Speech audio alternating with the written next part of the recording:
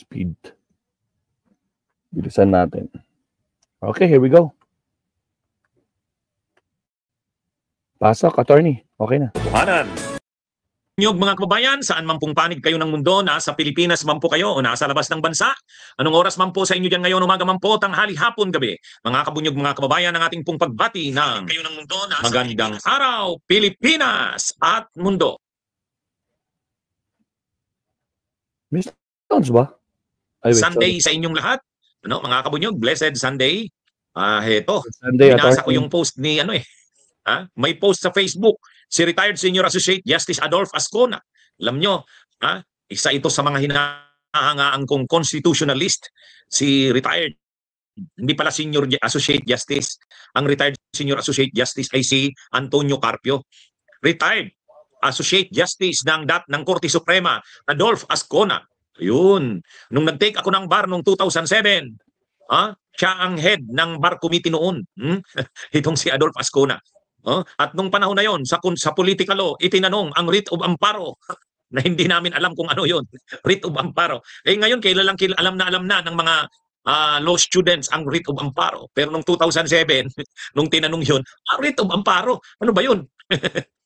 Alam nyo kasi ang writ of amparo, Latin American ng origin. Ang hirap ng tanong na yun nung 2007 bar. Kaya nahirapan kami doon. Expert ito sa political law, sa constitutional law, si Adolph Ascona. Kaya hindi namin malilimutan ito. Ito ang nagpahirap sa amin nung bar namin nung 2007. Kukunti lang ang porsentahe ng pumasa nung bar namin. Nung bar namin nung 2007, kukunti lang ang pumasa. Ito yung siya yung bar committee chairperson noon, si Adolph Ascona. Magaling talaga. Ngayon, durog si Cheese kay Adolph Ascona. Bakit? Siya pala yung sumulat ng bahagi ng konstitusyon, yung bahagi ng konstitusyon na ginamit yung term na forthwith. Kaya yung term na forthwith, siya yung gumamit noon. Kaya lininaw niya, ang ibig talagang sabihin ng forthwith ay immediately, agad. Kaya sabi ni Adolph Ascona, sana naman pakinggan na ng mga senador yan. Huwag na tayong ang tagal-tagal na nga. Yung forthwith nga naging naging 4 months. Di ba?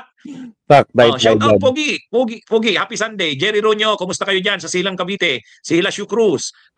Sabi ni Hilasio Cruz, di pakto, baka impact. Okay talaga si Hilasio Cruz eh. So yan mga kabunyog, mga kababayan. Si Jojo Jestro, blessed Sunday rin. Hindi mga kabunyog, very controversial yung term na yan na forthwith. Kasi ang sabi sa konstitusyon, pag natanggap ng Senado ang articles of impeachment, trial shall proceed forthwith. Tama. Ngayon, yung forthwith na yan, very controversial na yan. Ano bang ibig sabihin ng forthwith? Kung ano bang ibig sabihin ng forthwith, babalikan natin dyan yung minutes ng sumulat ng konstitusyon. Alam niyo yung mga sumulat ng konstitusyon natin, itong 1987 Constitution, ang tawag sa kanila noon, Constitutional Commission. Yun. Panahon ni Cory, nagbuo ng tinatawag na Constitutional Commission na siyang susulat ng konstitusyon, yung bagong konstitusyon. Kasi binaliwala na ni Cory yung 1973 Constitution kasi martial law yun. So ang ginawa ni Cory, nagbuo based sa kanyang powers, based sa mga powers na binigay sa kanya. Nagbuo siya ng tinatawag na Constitutional Commission. Binubuo yan ng mahigit 50 yata, kung hindi ako nagkakamali. Basta ang head niyan, ang chairperson ng Constitutional Commission na yan, ang dating Associate Justice ng Korte Suprema na si Cecilia Muñoz Palma. So babae yun.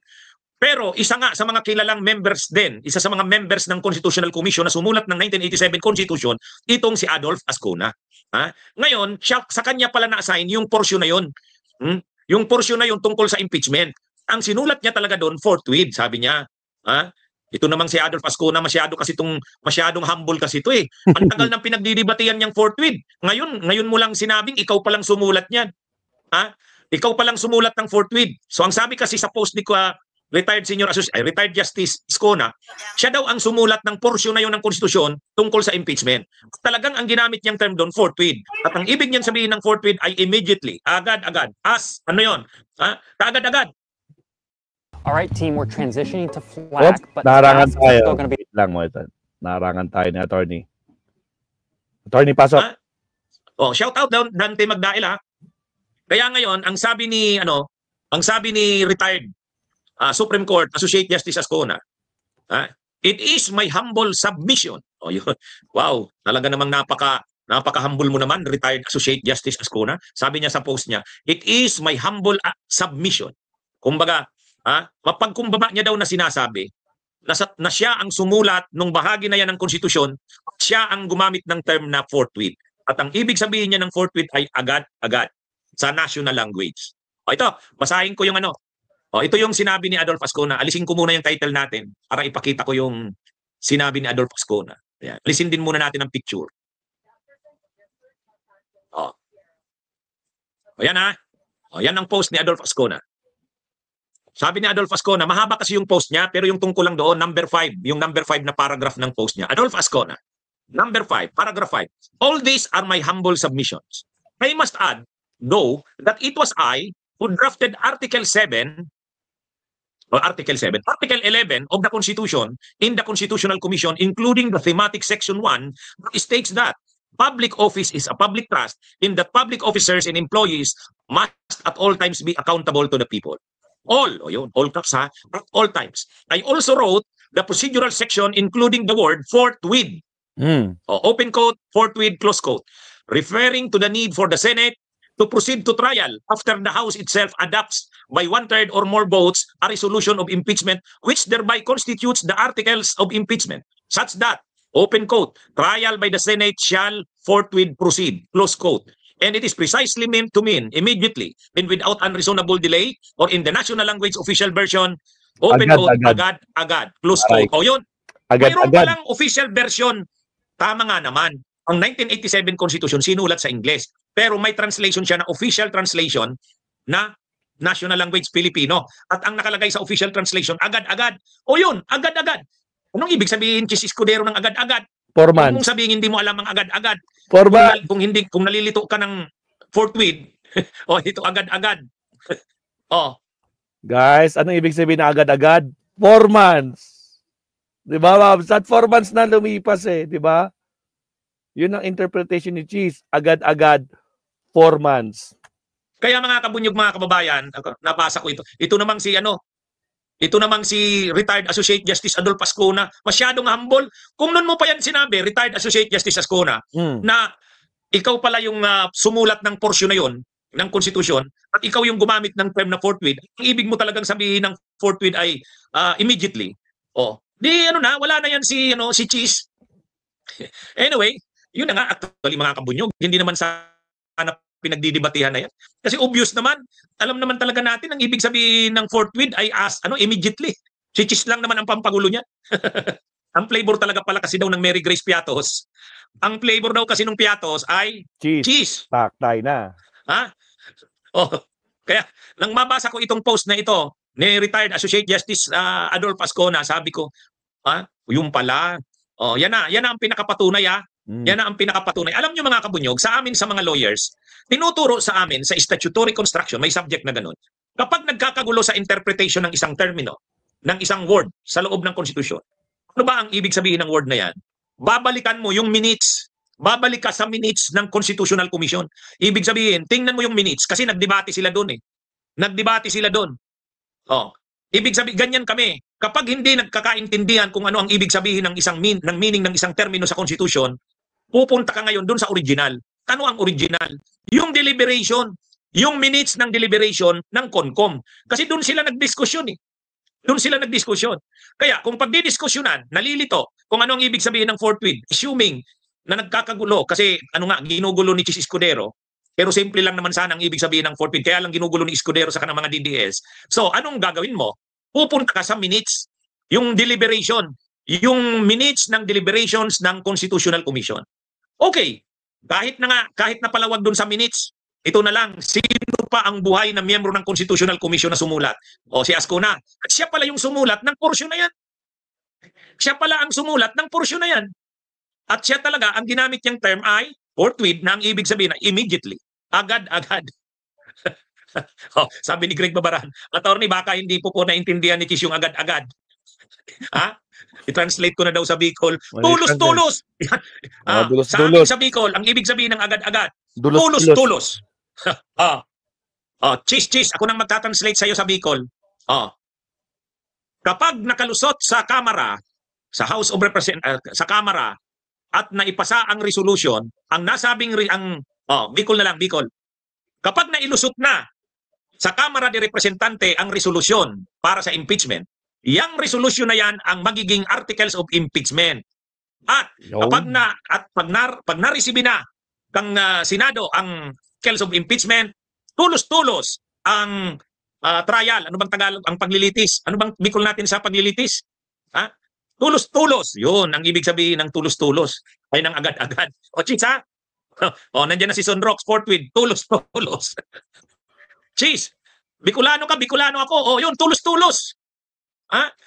Agad-agad. Yun ang ibig sabihin. Kaya ito na mga kabunyog. Kaya sabi ko dito sa title ko, durog. Durog si Cheese. Bakit? Kasi yung sumulat pala ng Constitution, yung portion na yun na pinag-uusapan natin, ang sumulat pala noon, itong si retired Associate Justice Adolf Ascona. At siya ang sumulat ng portion na yun tungkol doon sa procedure sa impeachment. Ang ginamit niyang term ay forthwith. At sabi niya, ang ibig talagang sabihin ng forthwith, ng ginamit niya yan, ay immediately. Ngayon, sabihin mo sa akin, Cheese, yung 4 months ng matagal, inabot na ng 4 months yung impeachment na yan matapos mong matanggap sa Senado. Masasabi mo pa bang agad-agad yan? Masasabi mo pa bang tulos-tulos yan? 4 months, my goodness. Yan mga kabunyog, mga kababayan. Sabi nila ni Makabadbad, bukas sa rally, sugurin nyo sila sa Senado. Simula June 10 hanggang June 11. Yeah. Di ba? So yan sabi ni Kiko Maan sa Batangas, antimano. Yun, sige nga, magkaroon nga tayo ng mga translation sa mga dialects natin. Maglagay tayo ng translation ng mga dialects natin ng ibig sabihin ng agad-agad or forthwith. Sa amin sa Bicol, tulos-tulos. Sa Batangueño daw, antimano. Antimano. Cheese, kapag sinabing antimano, kapag sinabing tulos-tulos. Malagya ka, Axel Roses. Si Cheese ay tulo-tulo. Oy, grabe naman. Hindi naman. Kapag sinabing immediately, anong ibig sabihin nun? 4 months? 4 months? Antindi mo talaga, Cheese eh. Kaya ito mga kabunyog, mga kababayan, itong nung mabasa ko yung post ni Adolf Ascona, sabi ko, napaka-humble naman ni Adolf Ascona. Siya na dapat ang nagsabi niya nung nauna pa yan naging controversial term na yan, dapat nagsabi na siya. Sorry pero ako ang naggamit ng term na yan na forthwith. Talagang ang ibig sabihin niyan ay immediately. At pwedeng sinabi niya pa, sa Bisaya, sa Ilocano si Sigida, sa Insigida, yun, Insigida nga pala, no? Insigida, sa Bisaya, Dihadayon. Insigida. Yun, Dihadayon. Sa Waray, ura mismo. Cheese, ura mismo. Huwag mong sabihin hindi mo pa alam ang ura mismo. Sa atin sa Bicol, ganun din eh. Insigida, sabi daw sa Ilocano, Insigida. Insigida or Dagos. Dagos. Pwede ba yun? Dagos. Paspas sa Bisaya. Nakakatuwa naman kayo nga, no? Insigida rin pala sa Ilonggo. Cheese, Insigida, tulos-tulos, antimano. Ano bang ibig? Hindi mo pa rin naintindihan. Hindi mo pa rin naintindihan. Pagagalitan ka na ni Hart yan pag hindi mo pa rin naintindihan yun, mga translations na yun. Sabi ni Victor Ramos. Ura-urada. Ura-urada, di ba? Mabsat. Baka di pa naintindihan ni Cheese niyan. Magagalit talaga si Hart dyan, Mabsat. Again, guys, sa 800 viewers natin, baka naman, Mabsat, no? Like and subscribe po tayo. Ilan yung like natin? Tine-check ko, Mabsat. Ang dali lang. 200 plus pa lang. 800 viewers. Baka naman, Mabsat, no? Wala pa sa 1/4. Like po tayo. Pabuti natin ng 500 yan, Mabsat. Wala pong bayad yan. Like and subscribe. Tuloy. Attorney, Recto, pasok. Insigida. Ngayon, 4 months na ang nakaraan. 4 months na, pinagbigyan ka na ng taong bayan sa 4 months. Tapos ngayon, gusto mo papatayin ng impeachment? Sumasang-ayon ka kila Bato? Sumasang-ayon ka kila Amy? Kila Marcoleta? Sumasang-ayon ka sa kanila? Na naniniwala ka dun sa functionally dismissed ni Tolentino? Uy, Attorney Recto, nag-explain si Juan kanina, si Tolentino, bakit daw niya sinabi yung this functionally dismissed. Mamaya pakinggan natin. Attorney Recto, pasok. Naniniwala ka doon sa de facto dismissal ni Bato? Ay, ikaw naman, Cheese. Sa ambisyon mo na ma-retain ang pagka-Senate President mo, naniniwala ka na doon sa de facto? Walang ganun. Kahit sa Impacto. constitutional law natin, walang ganun. Ha? Mga kabunyog, mga kababayan. Aray. Pronto, sabi ni Raul. Impronto. Ayan. Agad-agad. Kaya ito mga kabunyog, mga kababayan, ha? Huwag ka daw, Chis, patal-patal. Sabi ni Joseph Gregoriano. Ha? Alam mo, Chis, nung hindi mo yan sinimulan agad noong February 5, ha? Okay na, pinagbigyan ka na eh. Inabot na ng 4 months. 4 months. Noong June 5, 4 months o June 8 na tayo. Tapos ngayon, ang gusto nyo, patayin na yung impeachment, matapos ninyong bastusin na ginawa ninyong 4 months. Tapos ngayon, i-dismiss nyo, tapos ang sasabihin nyo, de facto dismissal. Anong klaseng impacto yan? Diba? Escudero Tonto daw, sabi ni Rodolfo Labinya. Ha? Diba mga kabunyog? Alam nyo, ang nakaka-insulto kasi dito kila Chis, Escudero, ginawa niya na ngang 4 months yung fourth week. Yung fourth week naging 4 months, pinagbigyan na siya. Tapos ngayon, pagkatapos ng 4 months, ipa-functionally dismiss nyo, de facto dismissal nyo, ay nakakaloko kayo sa taong bayan. Ha? Nakakaloko kayo. Hindi papayagan ng taong bayan yan. Malamang. Pinagbigyan na nga kayo eh. Karakaraka, sabi niya, ang dami ng terms natin. Gawa nga tayo ng isang poster na nandan yung lahat ng terms na yan. Antimano, pronto, insigida, tulos-tulos. Yan eh, mga kabunyog, mga kababayan. Ora mismo, yun, sabi ni Cadence Mix. Ang dami na natin, Hi guys, Kami ng mga time to make myself a home. Morning. Hindi lang. It's nice and neat today. Si Maggie Ferrer, ano ba yan? Sa Chinese, ano yan? Faltila. Yun, faltila. Pwede pala, karakaraka, sabi ni Hernante Espina, yun. Ano na, Ang dami na nating translation. Ha? Baka ang plano ni Chis, 4th year. Baka hindi 4 months, 4th year. Mga kabunyog. Baka ang ibig niyan sabihin. Sabi yung 4th month kanina. Teka lang, nagtutok ba yun ha? 4th month, yung 4th week, hindi daw 4th week, 4th month na. Sabi nun. Ito. Yung 4th week, ginawang 4th month, sabi ni Micaela Gonzalez. Saan yan? Pakita natin ha. Pero kay Attorney Clan, 4th month, 4 months. Saan yung comment? Ayan o, sinabi ni Micaela Gonzalez. Yung 4th week, ginawang 4th month. After 4th month. Tragis, bago after submission, after 4 months, ganon. Pero kay Attorney Enzo, ang sabi niya, baka hindi 4 months, 4th year, mga kabunyog. Baka ang ibig niyan sabihin ng 4th week, 4th year. Mga kabunyog, hindi naman siguro, Attorney Enzo. Kasi pag 4th year, 4 na taon. 4th year di ba? 4 na taon. Nako po, cheese! Galaw-galaw na. Kung kaya sana ngayon, galaw na. Wag niyo nang hintayin yung 11. No? Agoy, di ba? Kabsat Talkies, papabutin pa ba ng 11 yan? Agoy. Agad-agad ngayon na. Sobrang delay na nga. Dinelay mo pa ulit. Nako po. Pero wala pang nilalabas si Chis kung ano yung series na mangyayari. Hindi tulad nung dati, naglabas siya ng June 3, June 4, yung iba-ibang dates ng June, di ba? Pero ngayon wala. May naglabas, si Tolentino. Discuss natin mamaya yan. Okay, tuloy. Kababayan, problema pa dito kay Chis, ganyan na nga yung ginawa niya. Ang yabang niya pa. Pag nagsasalita siya, pakyut ng kanyang kilay. Ay, Rico. Ano to mga kabunyog, mga anong ito? Itong ginawang ito ni Chis Escudero. Si Chis Piatos daw. Chis Piatos. Anyway, mga kabunyog, mga kababayan, tayo, hindi natin na ito mapapalampas. Tama. Itong ginawang ito ni Chis Escudero, pinagbigyan na nga natin. Ginawa niya ng 4 months. Tapos ngayon, ang gagawin nila, papatayin nila yung impeachment. Hindi na itutuloy. Ang rason nila, functionally dismissed na raw. De facto dismissal na daw. Maniniwala ka, Chis, kay Bato de la Rosa? Si Bato de la Rosa yung de facto dismissal. Si Tolentino naman, functionally dismissed. Naniniwala ka dun, Chis? Kung ikaw ang magtuturo ng constitutional law sa UP law, maniniwala ka ba? Gagamit ka ba ng term na functionally dismissed? O kaya de facto dismissal para ma-dismiss ang impeachment ni Sara? Ay, Chis Escudero. Ano yon? Wag mong ipahiya ang UP law. Ang galing-galing ng UP law. Ang galing-galing ninyo sa UP. Tapos ganyan ka na lang. Sa ambisyon mo, sa sobrang ambisyon mo, yung basic sa constitutional law, binaliwala mo, naniwala ka kay Bato na de facto, naniwala ka kay Tolentino, functionally dismissed. Sabi ni Jupiter Tison, impacto dismissed. Paktay. Gumising ka, Cheese. Gumising ka. Huwag patatalo, huwag kang ano sa ambisyon mo.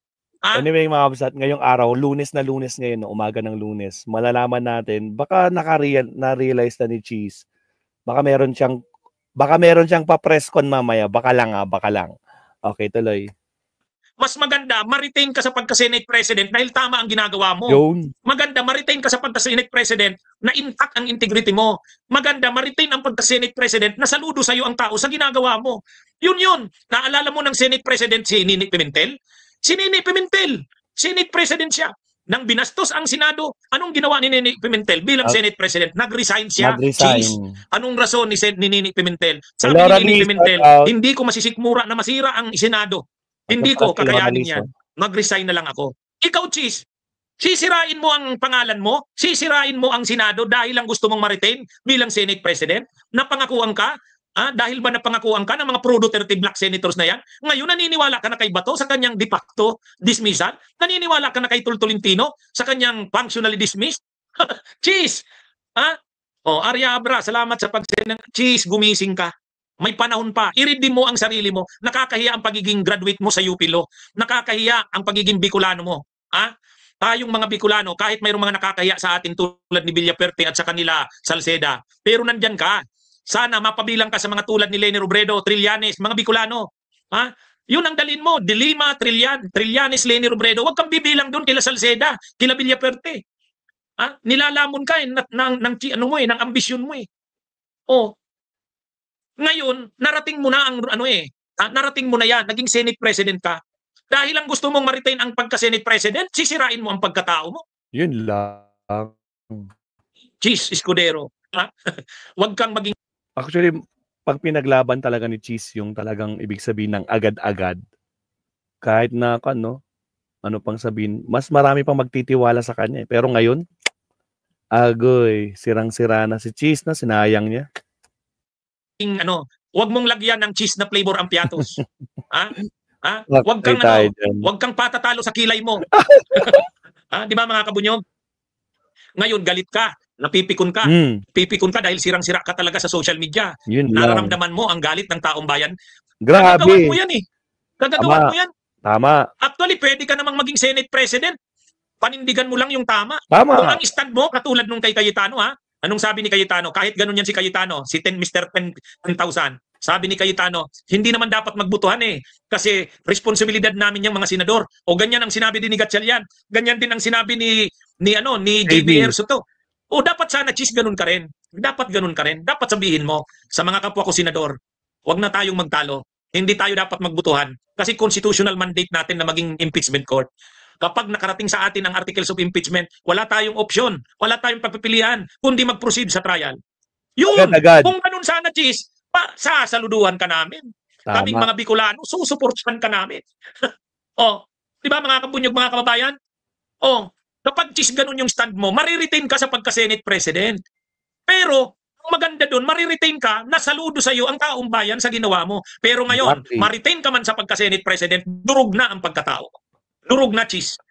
Agree ba kayo mga kabsat kay Kabunyog, Attorney Enzo? Kahit ma-retain siya maging Senate President, durog na. Ngayon pa lang kasi wala na mga kabsat, no?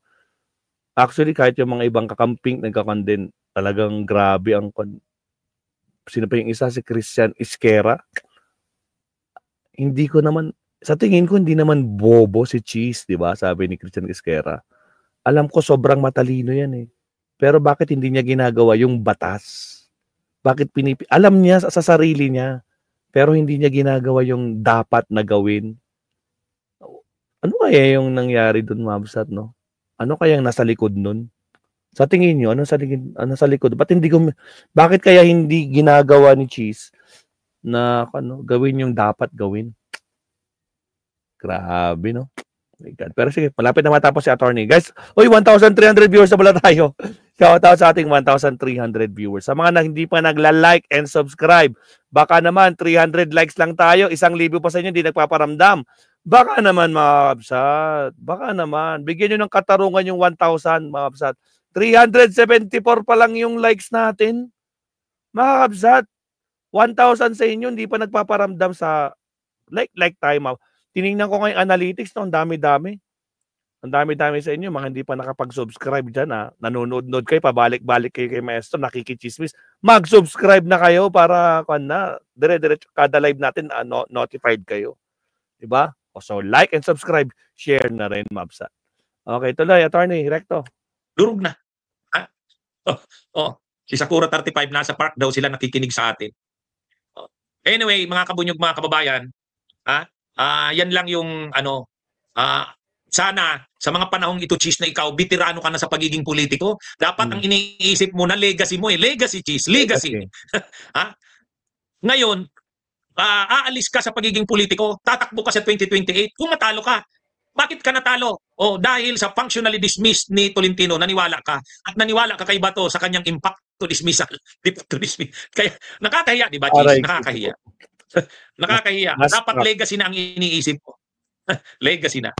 Yan naman, ano ko lang yan sa'yo. Constructive na puna ko yan sa'yo bilang pareho tayong Bicolano. Constructive. Okay? Sige mga kabunyog, mga kababayan. Ginutom ako. Maglalunch na muna ako. Mamaya, may live pa akong isa. Abangan nyo, mga kabunyog, mga kababayan. Magandang araw sa inyong lahat, mga kabunyog. Blessed Sunday. Mabuhay po tayo. Ayun. Salamat, Attorney Recto, Enzo Recto. Nasa konsa ngayon, guys. Nasa EDSA sila. As of now, nasa EDSA sila, Mabsat. May isang topic pa tayo masunod. Pero yun nga, totoo yung sinabi ni Attorney dito, no? Sayang, no? Kahit dapat ginawa ni Cheese talaga yung dapat. Kasi biro mo, pinatagal niya na nga ng 4 months. Tapos nagbigay siya ng schedule na June 2. Tapos, i-delay ulit yung June 2. Anong petsa na ngayon? June 9. Sabagay, 2 days ulit. Pag yan, dinelay pa niya sa June 11, ewan ko na lang. Ewan ko na lang talaga, Cheese, no? Mga kabsat, nako po. So, tingnan natin ang susunod na kabanata, Mabsat. Siya. Pero, silipin nga natin yung guys. Silipin natin, ha. Sino pa pwede ko puntahan doon? Hindi ko nakikita yung Dali lang, ha. Wait lang. Sinong